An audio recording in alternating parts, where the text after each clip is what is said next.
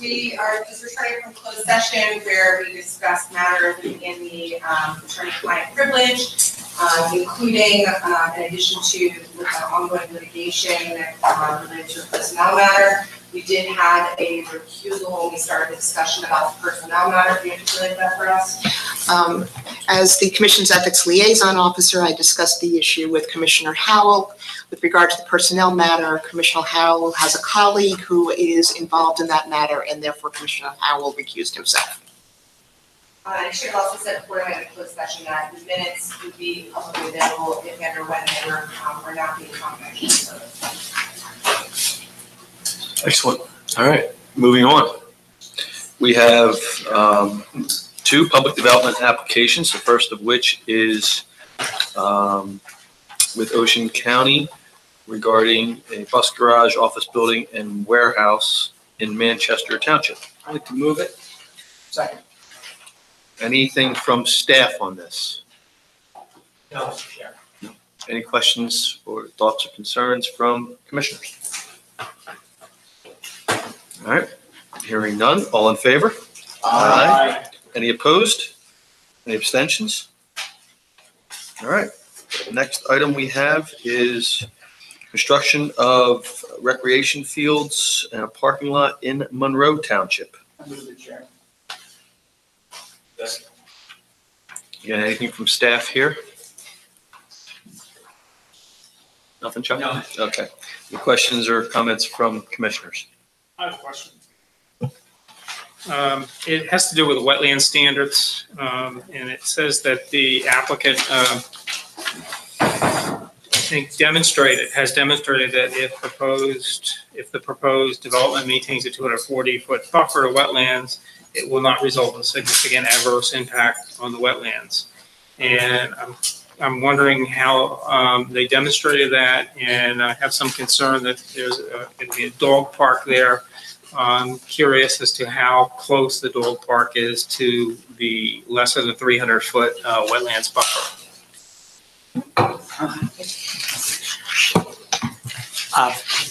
Thank you, Commissioner. So the in your regulations, a wetlands buffer of up to 300 feet is required, and an applicant can demonstrate that a lesser buffer will not have an irreversible adverse impact on wetlands. I may not have said those words exactly right, but generally speaking, that's the standard. And our regulations provide 9 specific questions that an applicant has to address if they would like to reduce the buffer below 300 feet. As an alternative to that, the Commission also adopted a model. It's a numeric model that an applicant can prepare that addresses whether or not proposed development is going to have a significant adverse impact if it has a less than 300-foot buffer. In this instance, the applicant prepared such a buffer model. That's just a guide. That's not a regulatory, specific regulatory requirement, but the model is a guide. The staff reviewed that proposed buffer. And in this instance, the area that's within 300 feet of the wetlands is an active agricultural field. And so based on those factors, the staff determined that the proposed development would not have an adverse impact on the wetlands if a 240-foot buffer was maintained. And I would say that the staff's position was based primarily on an existing fallow agricultural field and not a forested wetland, or excuse me, forested buffer area. The second question, I'm going to have to ask Mr. Demon if he'll look at the plans to determine the distance that the dog park is from the wetlands, because I just don't remember that right offhand. Was there a third question? No, that's the second. I can look, it's several hundred feet beyond the 300-foot buffer. Okay, that's the answer. Okay, thank you. Thank you, Mr. Demon. Thank you. Just one follow-up. The approval of this development would not permit further development in that excuse me, agricultural buffer. Is that right? So effectively, do we have a 300-foot buffer? Let me clarify, perhaps I confused my explanation. So we have a 240-foot buffer that right now where development cannot occur to the wetland buffer. No development will occur within that buffer currently, as in the current application or in the future. But the area beyond that 240 feet, moving into the upland, could be developed. So maybe I misunderstood. So the 240-foot buffer includes the fallow agricultural land? Correct. Thank you. Any other questions? All right, all in favor? Any opposed? Any abstentions? All right, moving on. Next we have a waiver of strict compliance for a single-family dwelling in Southampton Township. Move it. Second. Anything from staff on this one? Questions, thoughts from commissioners? All right, hearing none, all in favor? Aye. Any opposed? Any abstentions? All right. Next, we have some resolutions regarding planning matters. Susan, anything from you on those? No, let's do that question. I'm just scrolling through, want to make sure I get these right. All right, first up, we have a resolution for Galloway Township. It's the fair share plan and ordinance revision based off of that. Just got kicked up to us from the Policy and Implementation Committee. Do we have a motion on that resolution? So moved. Second. Any questions from commissioners? All right, all in favor? Aye. Any opposed? Any abstentions? All right, next up, yes, Excuse me, on this next matter, I have to recuse myself. okay.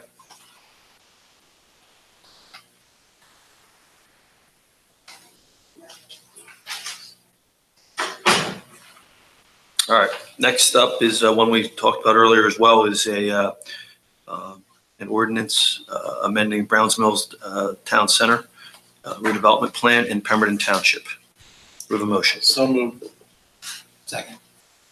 Any, I'd just like to say that typically in previous meetings, depending on the application, I've recused myself with Pemberton Township matters. However, I was advised at the P&I committee that since I had not voted on this when I was on the Township Council many years ago, that I don't have to do that at this point on this matter.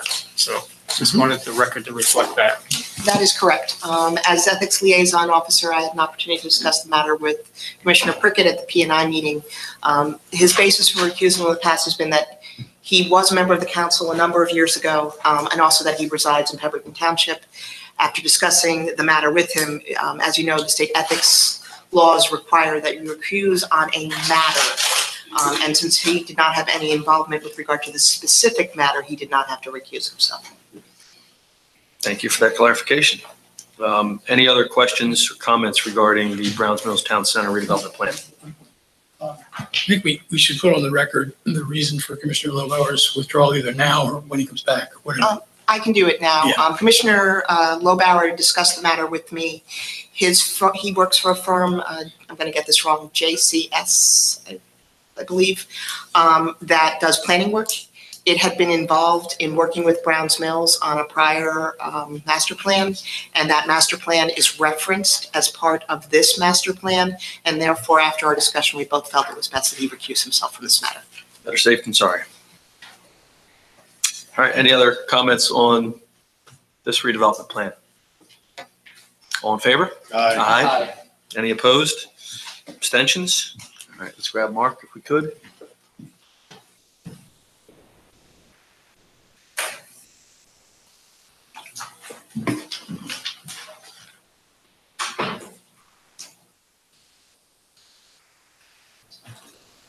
All right, next up with resolution determining the eligibility for a parcel of land to be acquired by DEP pursuant to limited practical use program. Move it. Second. Anything from staff? All right, any questions from commissioners? All in favor? Aye. Any opposed? Abstentions? All right, and last but not least, on our resolutions, we have adoptions or a resolution to adopt amendments to the CMP regarding the alternate design wastewater treatment system pilot program. Seconded. I think we've been through this, but I will kick myself for doing this. Anything from staff on this one? Actually, I wasn't. It's got a half-hour presentation.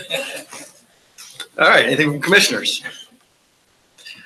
All right, all in favor? Aye. Any opposed? Abstentions? All right, next we have the first of our two public comment periods. This is a public comment on matters where the record is not closed. So I'm just trying to see if I have a list here. I'm trying to find a list of matters where the record's not closed. And I can't find it, but yeah, I don't think there are.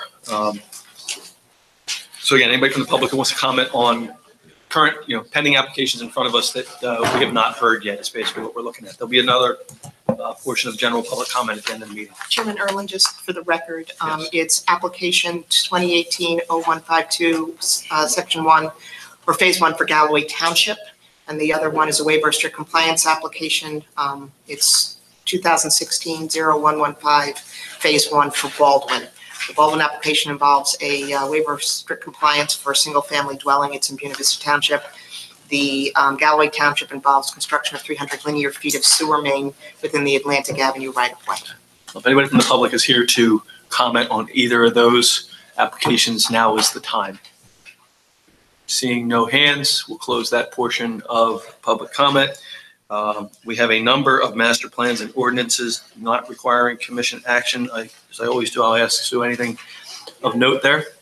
Lots more affordable housing plans, I'm seeing probably. Okay. Next up, we have a presentation on land preservation, or land protection, I'm sorry. Okay, so this is our, for the most part, annual update on land acquisition and preservation activities in the Pinelands area for the last year. We did this on a fiscal year basis, so this will be for all the numbers I'm giving you are things that occurred during fiscal year 2018, so through June 30th, and then cumulatively through June 30th. So things you may have been reading about in the paper, splashy new large acquisitions, say in Ocean County, are not included in these numbers yet, but you'll see those next year's report. Paul would want me to mention that the photo you're seeing here is a preserved farm in the Blue Anchor section of Winslow Township. Beautiful vineyard. He took this shot not too long ago. So newly protected land. So these are the acres that were preserved in the year July 2017 through June 2018. We try to separate them out into certain categories. So Pinelands programs, 343 acres. Those are acres that were preserved through one of the commission's own programs. Something the commission was either directly involved in funding or as a result of requirements in the CMP related to a specific development application. And I'll give you some examples of that later. But Green Acres, as you see, about 2,500 acres. They've been particularly active during the last year and will continue to be in the coming year. This is quite a bit higher in terms of acreage in the Pinelands area that we've seen from Green Acres in previous years. So they've got some funding and have been very busy in our area. Farmland Preservation, these are all county preservation programs. This is not the state program. These are all county programs. There's 5 farms included in this number, 343 acres for this year. I believe they're all in Burlington County. County open space, 207 acres. Almost all of that's in Ocean County. Lands acquired by the county. Municipal open space, just 2 acres. But so a grand total just for that 1 year in the Pinelands area, 3,351 acres. The photo there, if you can't read the caption, is of a property in Barnegat Township that was acquired by Ocean County Natural Lands Trust. So acres protected through the commission's programs. Again, 343 acres total. We had one project that closed and was completed using Pinelands Conservation Acquisition Funds during the year. Again, that's an Ocean County project. You can see the photo on the left there. In Ocean Township, that was about 44 acres, I believe, in the forest area. The commission had funded 4 PCF acquisition projects in the most recent round. This is the first one that closed. 2 additional projects have since closed, but they're not included in these numbers. You'll see those next year. And we have 1 that we're continuing to work on to help them get to the end of their process. Density transfer, that's a program the commission, that your rules require in the forest and rural development areas when applicants are seeking to develop homes on lots that are too small. They can purchase non-contiguous land and preserve that as a means of fulfilling the density requirements in the CMP. So 143 acres in the past year were preserved through that program. Clustering, that again is a forest and rural development area program where if an applicant comes in and wants to do more than 2 or more units on a vacant piece of property, they have to cluster the units on 1-acre lots and deed restrict the remainder as open space. So another 48 acres there was preserved. Ocean Acres Barnegat will sound familiar to most of you, I imagine. This is a project in the regional growth area in Barnegat Township, a housing project where certain areas are set aside for conservation and certain areas are set aside for development of single-family homes. Within the conservation-oriented areas, an additional 63 acres were preserved during the fiscal year. So I think in total, they're up over 240 acres or so now within the Ocean Acres area have been preserved. And that's strictly in Barnegat Township, not Stafford. And then we have sort of a catch-all phrase here at the end here, density, dilution, threatened and endangered species. These are all related to specific development applications that we've processed during the year, which resulted in another 45 acres being permanently preserved. So that's how we derived our total of 343. What does that mean, density dilution? What's dilution?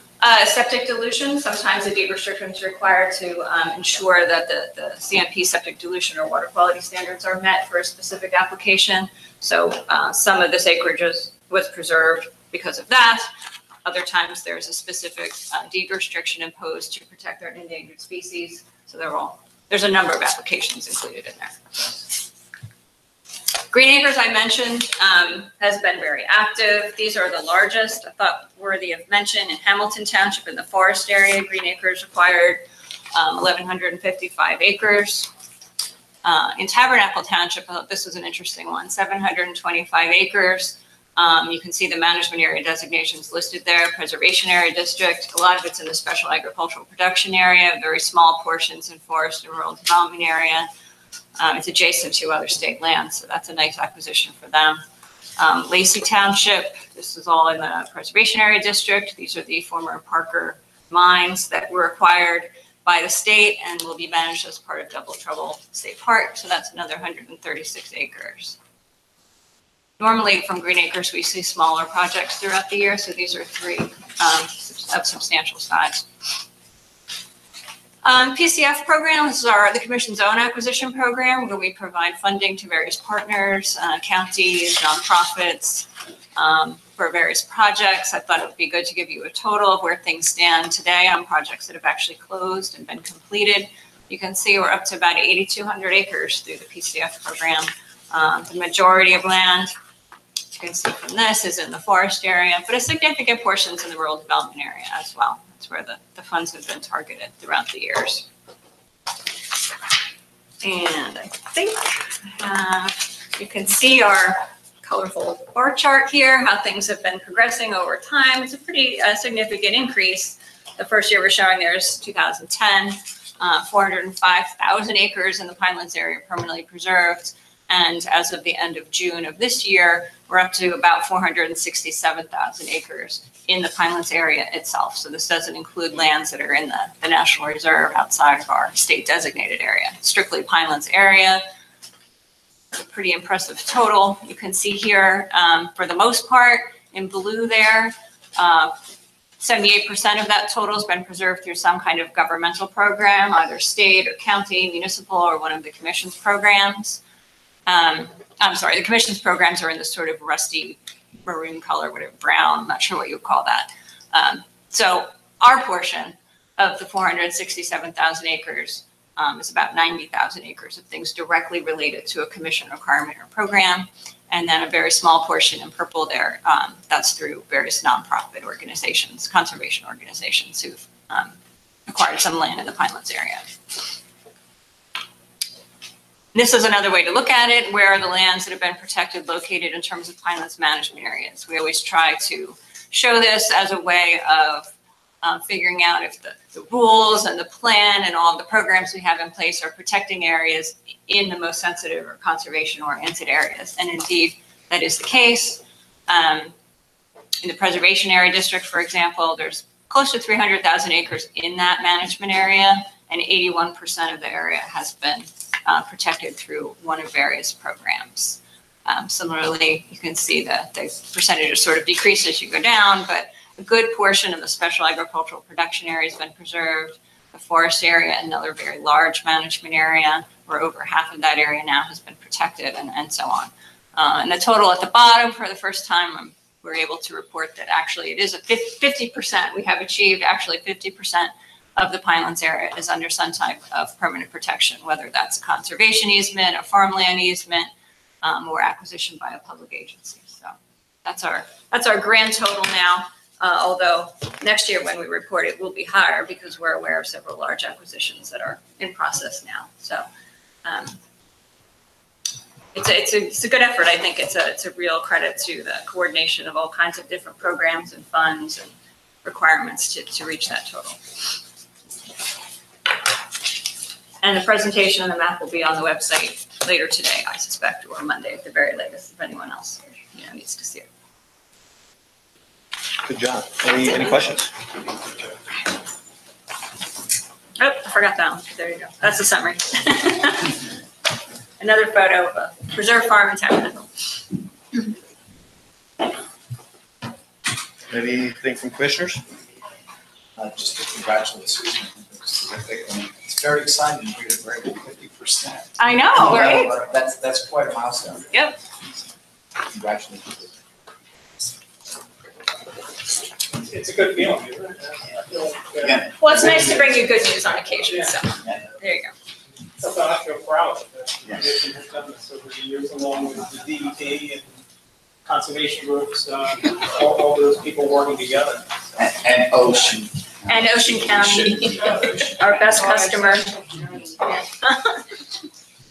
You should expand a little bit if commissioners don't know about the pending habitation. Yeah, there is a JPEG or a map of the permanent land protection. You should be able to, not in the presentation, but separately, you might be able to. Yes.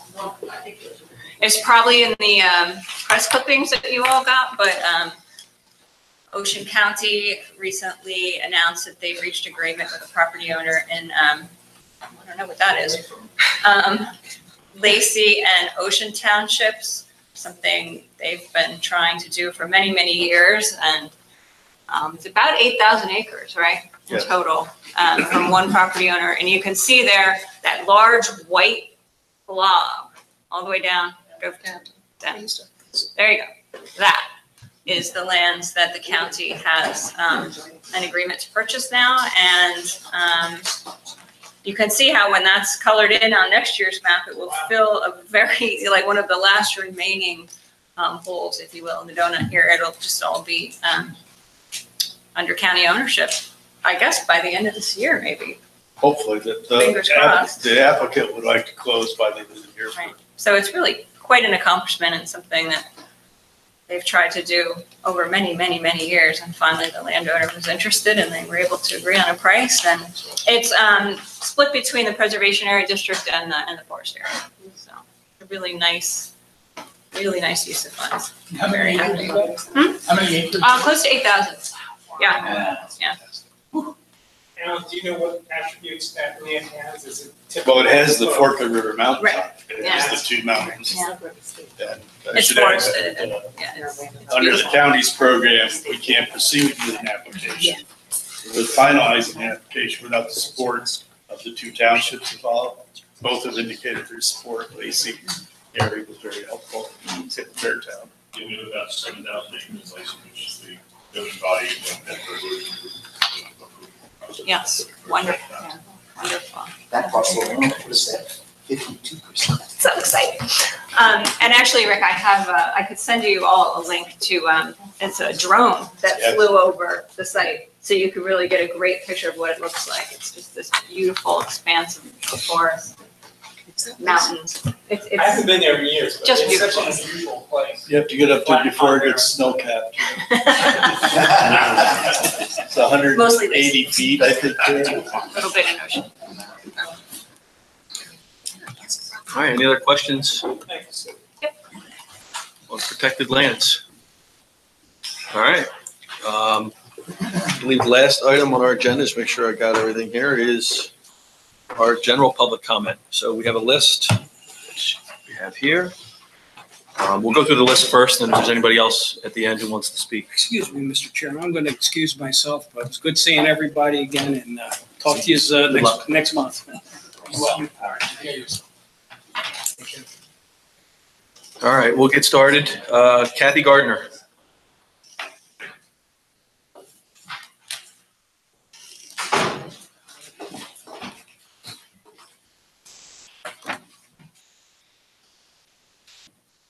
Morning, everyone.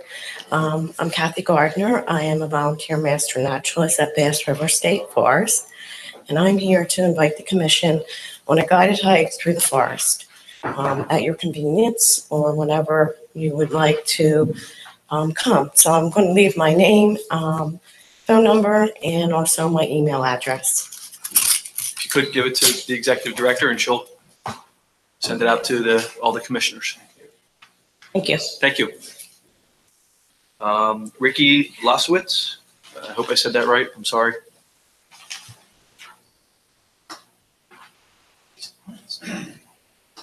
Hello, everyone.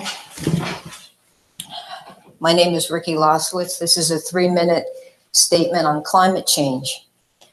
I last spoke with you on June the 8th. At that time, I pointed out to the commissioners that the Pinelands and its assets are a global responsibility. We are living in extraordinary times. We are facing the challenges of climate change. In my estimation, we are grossly ill-prepared. Look to the west and to our south.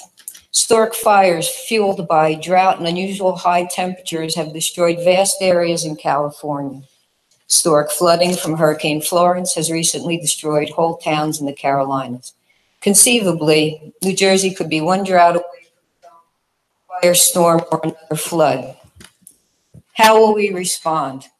Can this commission say with all confidence that they are ready to protect the Pinelands with every advantage available to us? When the Hopi Council of Elders meet on an issue, they base their decision on how it will affect the next 7 generations of their people. I contend that the Pinelands Preservation Act was written based on generational thinking. We need such thinking today. I do not underestimate the importance of the input of this commission or the need for public input. And now a reading from the Book of Seuss. I speak for the trees. Let them grow. But nobody listens too much, don't you know? I speak for the trees, and I'll yell and I'll shout for all the fine things on earth that are on their way out. Those words are written from Dr. Seuss' book, The Lorax, a book that I've just, to the Pinelands Commission.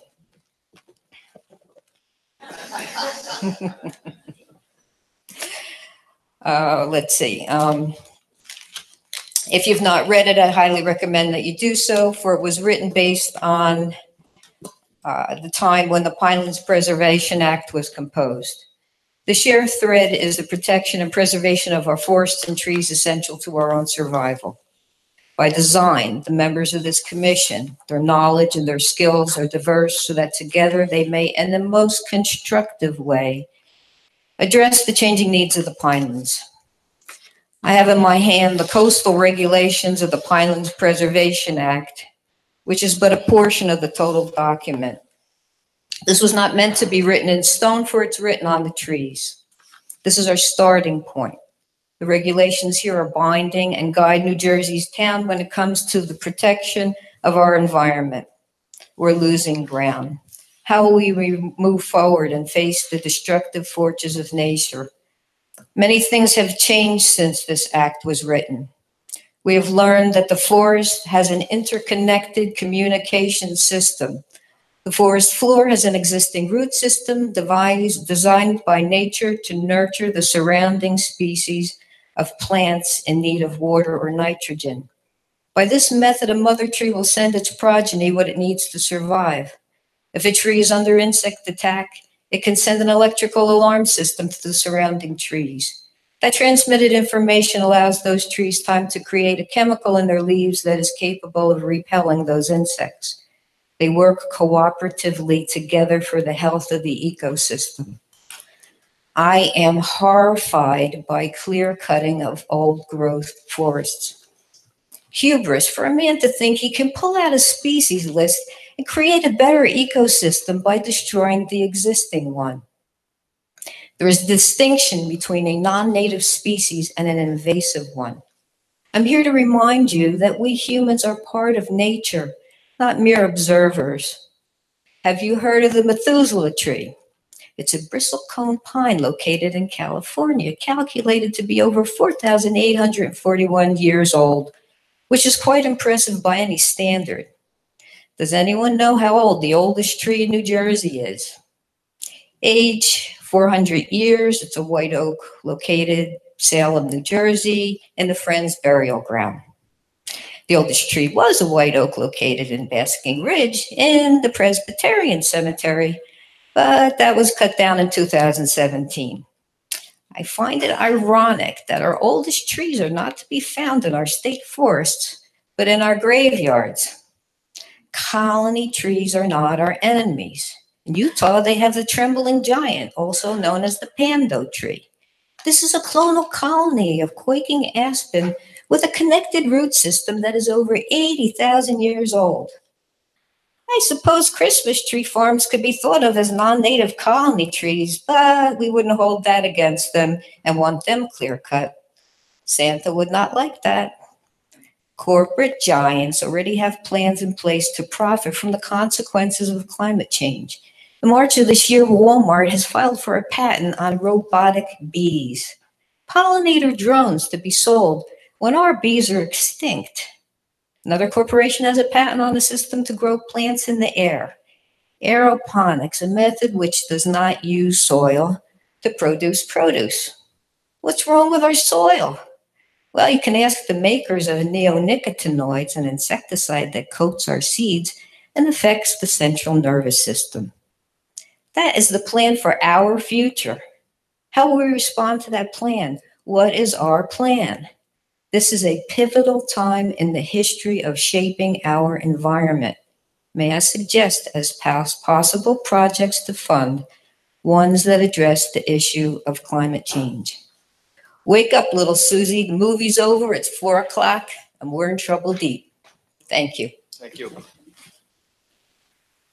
there anybody else from the public who wanted to speak who was not on the list? Rich, go ahead.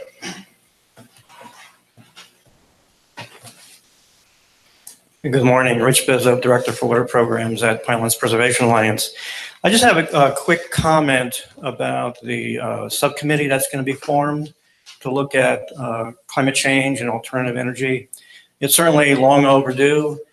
But what I heard, the structure of this committee consisting of 2 government people and members of the commission, I think it'd be important also to have a, am I incorrect on that? No, we have different types of appointees up here. We have gubernatorial appointees on the commission and county appointees on the commission. Okay. I wanted to split it up evenly amongst those groups as well. Okay, so it's just a subcommittee of the commission. That's correct, yes. And obviously we'll be seeking input from other regulatory agencies and the public as well. Oh, okay. Well, I still was going to say that it'd probably be worth having a public member or 2 on this subcommittee as well. Thank you. Thank you. Anyone else? Once, twice? All right, we'll close that portion of public comment. Towards the end of the meeting here, is there any comments from commissioners? We'll start on this end. Mr. Mr. Chairman, I'd just like to congratulate you on the idea of forming the subcommittee. I think it's a wonderful idea. And I, for one, would like to state early that I'd be very interested in serving with you on that committee. Please take that into consideration. Figured you would. Thank you. Yes. I don't think this is first come, first served, but I'll add my name. But the reason I wanted, we've called it subcommittee. My understanding is it's a committee of the commission and not a subcommittee. Am I mistaken? Yeah, I mean, I don't. It's advisory committee to the commission, similar to Right, so it's a committee. I mean, a subcommittee sounds like, what's it subcommittee to is why I asked. Okay, thanks. Yeah, that's correct. Any comments over here? Rick? Yeah, I would just like to make a comment on the New York Times article that we have in our packet, Scenes from the Charred Forest. First, we would like to thank Paul and you assembled this packet. It's very educational. And this particular article, I think, is something that we need to think about as commissioners and as the public. The Pine Barrens is considered to be a subclimax forest. And what that means is that it never quite reaches a stable state where things don't change over time because of fire. We're constantly striving to that end, but because of wildfire, because of the sandy soil, it dries things out, and certain circumstances arise that forest fire develops. And this article has a little section on the adaptations that the pine tree, Pinus rigida in the Pinelands, pine tree in the Pinelands, the adaptations they have towards fire. I'd just like to read a part of this. And it has all kinds of ramifications in the ecology of pine barrens. So I'm going to read this on the adaptations of the pitch pine trees. Pitch pines have a whole repertory of adaptations to fire. Some of their cones are sealed shut with wax and open like unclenching fists with the wax when the wax melts. The tree's armor plate bark can be an inch thick, insulating buds that send out needles after fire strips off upper branches to free up nutrients that let in sunlight. Even after a fire hot enough to boil the liquids inside the bark and kill the main stem, a pitch pine can resprout at the base from buds in the roots. So, you know, if we don't think about what trees are and how they react to the environment, we probably should take a little more time to do that. Because that's really one of the things that makes the Pinelands so unique, these adaptations that the trees and the animals have made to the sandy soil and the wildfires. So again, Paul, thanks for assembling these wonderful educational articles. Anything else down this end? No? All right.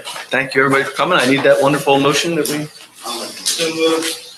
All right. We got, all in favor? Aye. Have a great weekend, everybody.